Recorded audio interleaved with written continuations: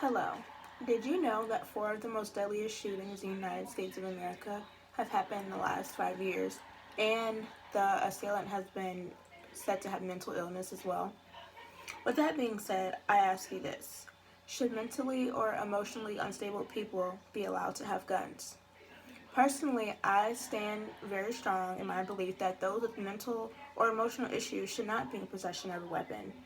And when I'm done here today, my hope is that you all will feel the same way. There have been way too many shooting sprees and mass shootings in the last few years and in our history in general.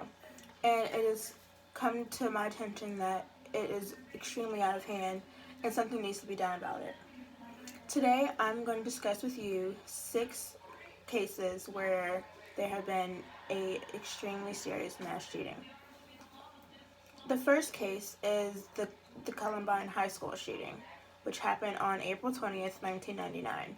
The suspects were Dylan Klebold and Eric Harris, both 18, 17, and students at the high school. They killed 13 people, including 12 classmates and one teacher, before turning the guns on themselves. Once the spree was over, there was some details that came out about their diary entries. According to Mrs. Hount from the Telegraph, there were 936 pages found from the diaries in total. There was a quote from Eric Harris.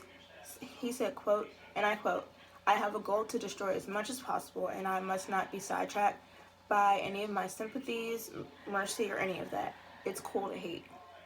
Eric Harris was bent on his hate to destroy whatever came in his path, no matter what it was. And he was not going to let anything stop that.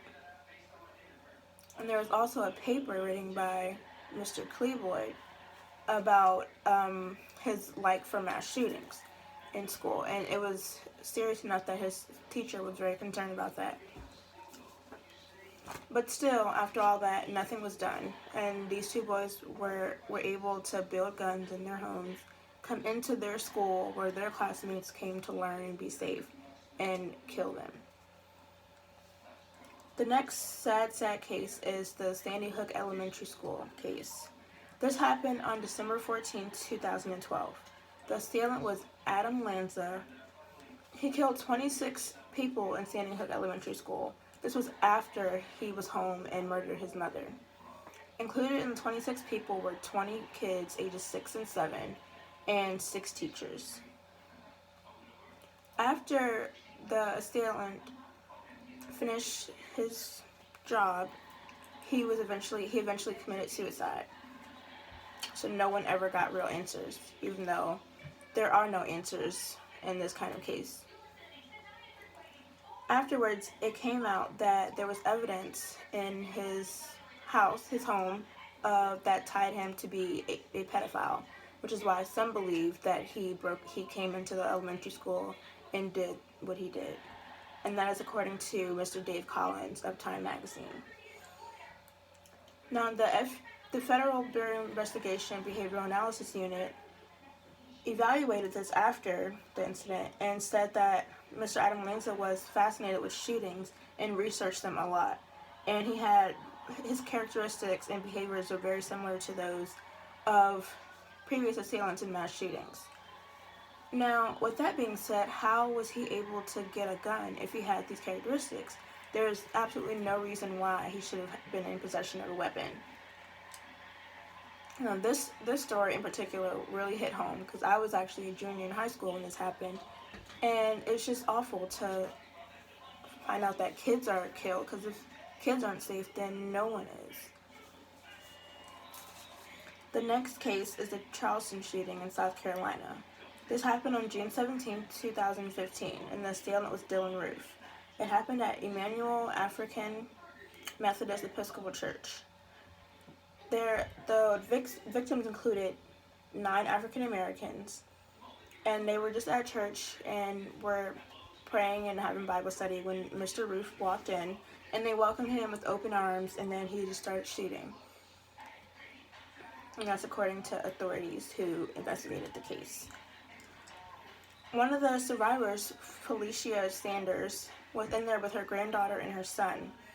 And she stated that her son confronted Mr. Roof during the shooting and asked him why he was doing this, as if there is a real reason why. Mr. Roof stated, and I quote, "You guys are raping our women and taking over our world."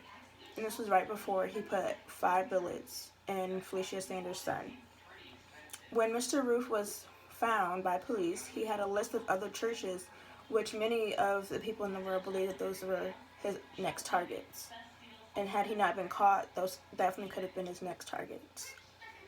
Now, with Mr. Roof having so much hate in his heart for African Americans, he should not have had a gun. Just imagine if he was out and about and a black person happened to walk up to him, he would just shoot him off just because he hated him.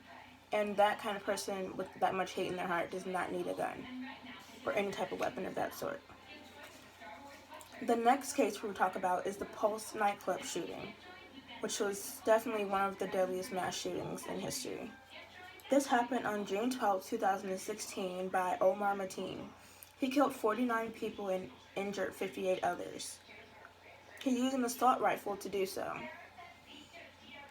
According to Julie Shapiro and Melissa Chan, Mr. Mateen was under the radar of the FBI twice, in 2013 and 2014. Now, a person like this, do they need a gun? No, they do not. Once it was finished and everyone was okay, everyone went to the hospital and all of that, there were some survivors, not just one, there were multiple survivors that said Mr. Mateen was walking around, pacing back and forth, was shooting at the bodies that were already on the ground, already deceased, and he said that he thought it was funny and began to laugh.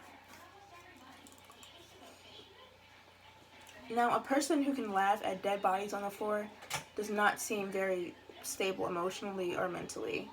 And that kind of person does not need a weapon because they can only do bad things to others. No good can come from that. The next case we would talk about is the Vegas Strip shooting, which happened on October 1st, 2017, not even 2 months ago. The assailant was Stephen Paddock. He murdered 58 people, and this is actually the deadliest shooting in U.S. history.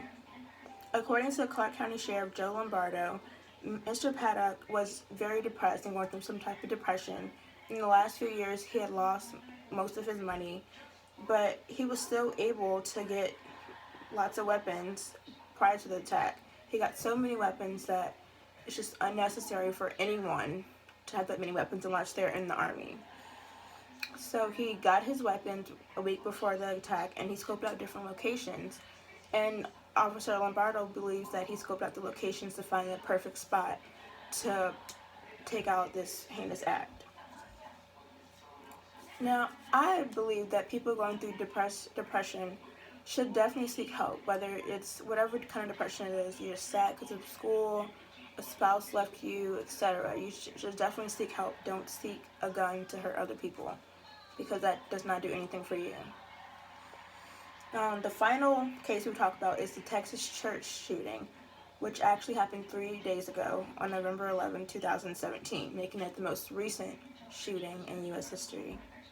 26 people were killed by Devin Kelly. Among the 26 people was an unborn child from 8-month-old pregnant Crystal. And there were lots of children involved. One family lost 5 members. And this actually kicked out the Columbine High School, which I mentioned first, out of the top 10 shootings, the top 10 deadliest shootings in U.S. history. Now, according to Tracy Connor, there were many red flags that should have popped out to lots of people.